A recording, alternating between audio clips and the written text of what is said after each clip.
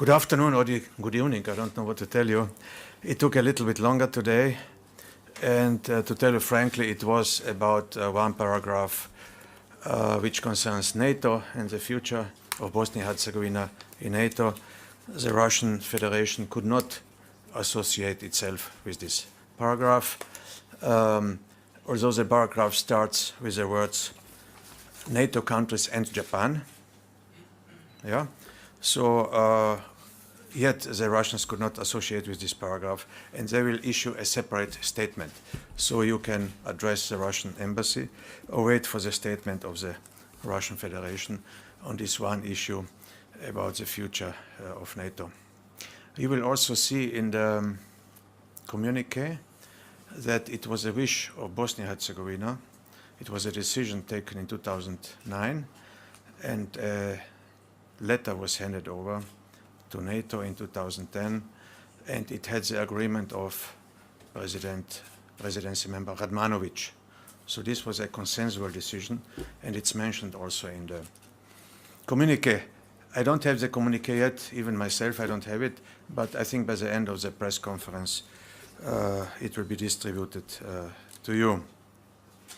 My deputy will inform you in more detail about some other issues like Mostar, and I would like to comment on the following. Initially, we are welcoming the application letter of 15th of February.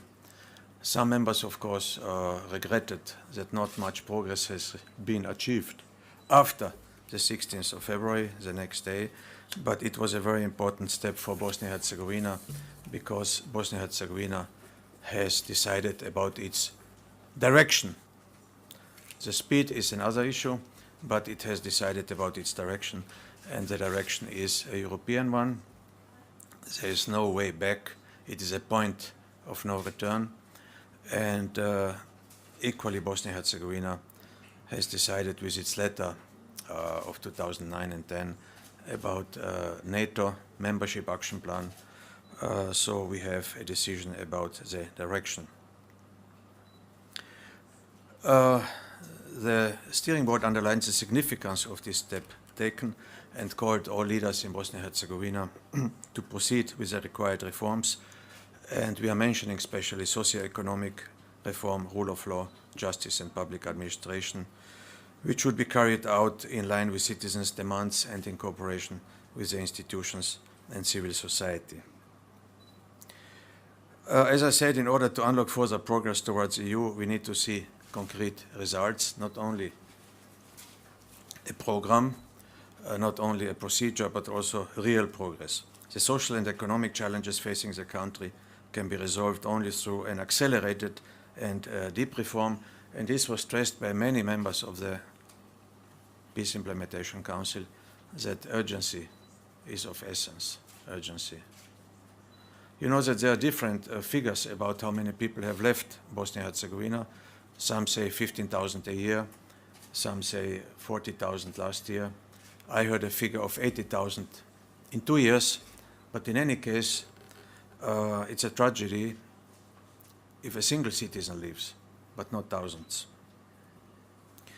There's also a so-called brain drain index, an index how many young people leave a country.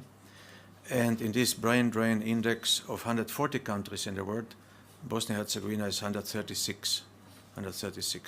So you can see how many young people are leaving this country. Even statistically, it is proven.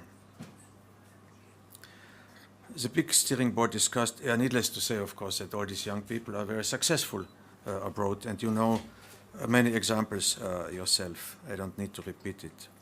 The big steering board discussed the successful negotiation between the IMF and Bosnia-Herzegovina authorities on an agreement to launch reforms.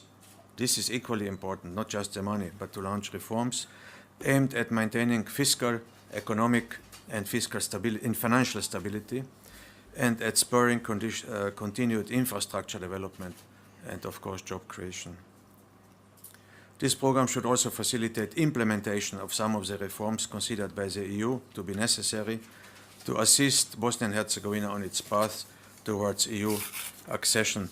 And of course, we have urged all political leaders to honor their commitments towards IMF, and these commitments are quite concrete. And IMF will pay money once the local authorities will deliver reforms. So money will not be paid out altogether, but in tranches. On a less positive note, the PIC steering board also discussed the fact that so many resolvable issues have remained open for many years, and this has to change. Additional efforts by all relevant stakeholders must be made in order to find solutions for outstanding issues. I also don't need to repeat these issues. Some are quite trivial, technical, like for 8 years we don't have a gas regulatory agency at state level for 8 years. Sjednice we don't have for 6 or 7 years. And if we don't have elections in Mostar, we will not have elections for 12 years. Yeah, so there was this call for urgency. The PIC steering board called on the competent authorities also to urgently put in place a solution to fund the public broadcasting system, which ensures a single method across BIH for the entire public broadcast system, and which secures the public broadcast system financial sustainability and independence.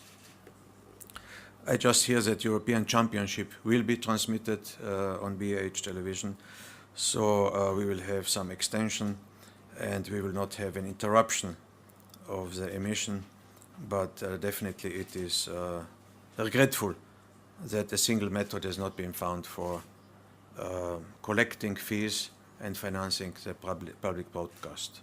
You know that many methods exist. Sometimes it's paid via telephone, others are paying or collecting with electricity.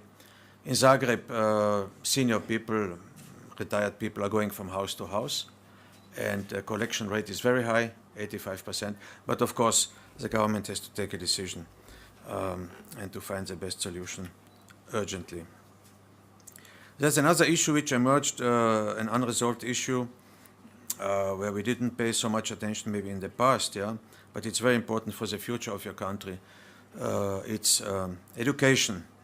It's an incredibly important sphere where we continue to see far too much time wasted on using the school system as a way to accentuate differences and exclude those who are different, and far too little effort is being spent on working to improve the quality and inclusiveness of education.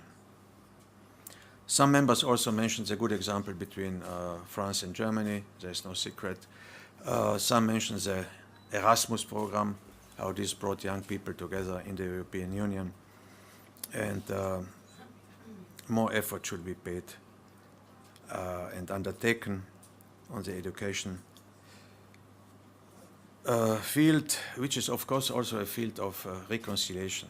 You can't have good education if you don't have enough reconciliation efforts. I just mentioned history books.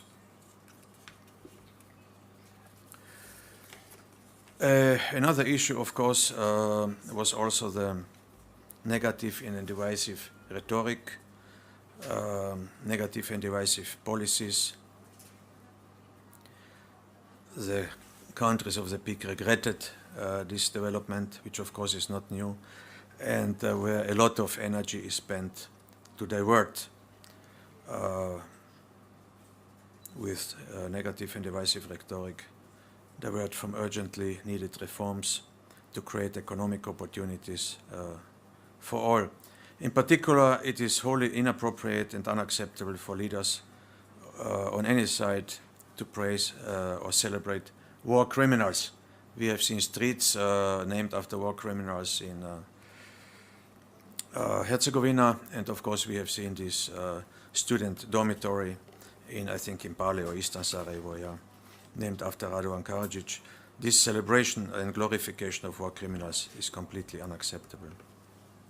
Another issue which several delegations highlighted, and it was not initially foreseen in the communique, was something what is also very obvious. It's corruption in Bosnia-Herzegovina, which is so dramatically impeding the country's social, economic, and political development. The country's leaders and competent authorities must do more to restore rule of law, to protect the rule of law, and prevent and fight corruption and organized crime in Bosnia-Herzegovina. The judicial institutions of this country are often subject to political influence, and the Peace Implementation Council reiterated its full support for the development of independent and strengthening of independent, efficient, impartial, and professional judicial, prosecutorial, and law enforcement institutions throughout BIH. The institutions need to work even harder to investigate and prosecute corruption, especially at high levels. This was also stressed, at high levels, and to implement court decisions at all levels without further delay. Now I'm going to hand you over to my deputy, who will inform you about the part of the discussion that dealt with other important issues, foremost the October local elections and the situation in Mostar. Bruce, you have the floor. Thank you, High Rep. Of course, as you all know, elections are going to take place on October 2nd this year. So today, the PIC Steering Board met with the representatives of the Central Election Commission of BIH and also the Podlupom Coalition for Free and Fair Elections, just in order to get an update on the preparations for holding and monitoring of the elections on October 2nd. Regarding this, I want to state our strong support at OHR and on behalf of the international community for the important work that's done by civil society, Podlupom in particular, and all of its thousands and thousands of volunteers that they have to monitor the integrity of the electoral process and to contribute to the democracy in this country. The CEC also has our very strong support, and I would ask that all political actors support the Central Election Commission in its effort to ensure that elections are held that are free and fair and in line with international standards. With the local elections coming up in a few months, citizens will have the opportunity again to decide on the future of this country, and so, along with everybody else, I hope that you all will get out and vote on the 2nd of October. Of course, if we're talking about elections, then we really need to talk about Mostar, which is an issue that remains unresolved. The PIC Steering Board again called on the responsible political leaders to reach agreement in line with the ruling of the 2010 Constitutional Court decision to allow voters in Mostar to cast their ballots alongside all others on October 2nd, and for the first time it will be in 8 years for Mostar. I think it's no secret that the greatest responsibility for this lies with the two big political parties, HDZ and SDA. And of course, the PIC reaffirmed its core principle that Mostar must remain a single, coherent, multi-ethnic unit of local self-government with some level of authority under that of the city. As the High Rep indicated, it's just unacceptable that party leaders consider issues like the distribution of seats in public companies more important and more worthy of their attention than correcting this wrong, this 8-year-long denial of Mostarians of their most basic human right. And this shouldn't be treated as a normal situation.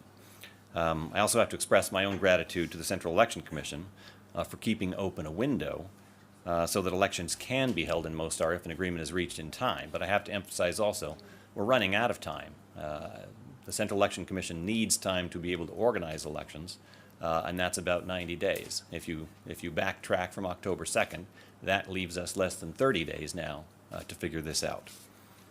The fact that 2016 is an election year is, of course, rather obvious and has become rather obvious given the kind of rhetoric that you heard the High Rep mention.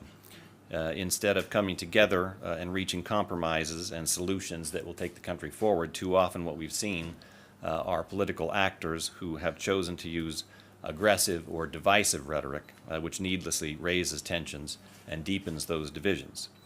The PIC Steering Board noted that and also voiced its concern over the threats of radicalization in BIH, while welcoming BIH authorities' efforts to counter radicalism and welcoming the positive initiatives begun by the Islamic community of BIH. The Steering Board encouraged all of the relevant authorities at all levels to continue efforts to tackle these threats through improved cooperation, not only internally, but also with the international community. You heard the High Rep mention corruption. In BIH, of course, that remains a serious problem and impedes the country's social, economic, and political development. The PIC Steering Board called on leaders and competent authorities to redouble their efforts to protect and advance the rule of law and to prevent and fight corruption and organized crime in BIH. And they reiterated their full support for the development of independent, efficient, impartial, professional, judicial, prosecutorial, and law enforcement institutions throughout this country. They urge these institutions to investigate and prosecute corruption, especially at the highest level, and to implement court decisions at all levels without any further delay.